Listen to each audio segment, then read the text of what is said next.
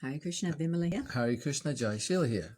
Now today we're going to talk to you about patterns, and we often talk about patterns. And usually it's negative patterns and conflict. Patterns.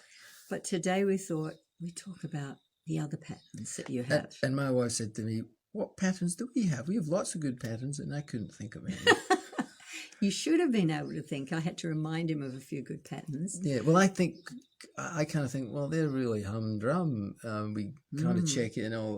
Usually we're checking in every morning at a certain time. I know that. But that's what a pattern is. Yes. You're not really aware of it.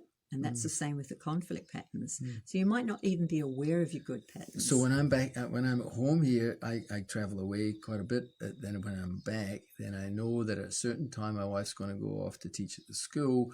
And I know at a certain time it's time for us to check out for the day. Have a tune-in. What's happening? We have a tune-in. What are you doing? When's your school day finishing? Have you got meetings this afternoon? Who's going to cook? Should I cook? Because you're going to be going to meetings.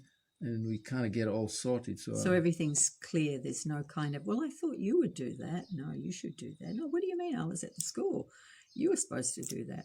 So it's all very clear. And that might seem like a small thing, but we've seen in relationships when we're coaching people that a lot of people don't tune in. And you know what's coming up for me now is called the mode of goodness. And this whole conflict 5-drop formula, it keeps coming back to mode of goodness. If we live our lives in passion, we'll end up in distress. If we live our lives in ignorance, we'll end up with misery all the time, and it'll be no fun for anyone.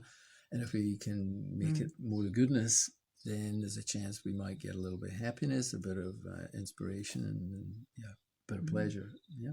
So those kinds of patterns, it really requires us to try and be a little organized and be more. And again, to be a bit creative. Let's build some positive patterns. What could we do? Like we could go for a walk after doing this video. We often go for walks. That was the plan. We'd do a couple of videos and then we get out for a walk. And there still might be time for that. And why do you do that? Because it's a time for sharing. It's summer here in New Zealand. It's been actually quite hot. And it's cool in the evening. It's not like when we were in India. So it's quite a pleasant thing to do at the end of the day. Healthy. Get outside. Okay, so clear the air. So good patterns will replace not so good patterns. Yeah.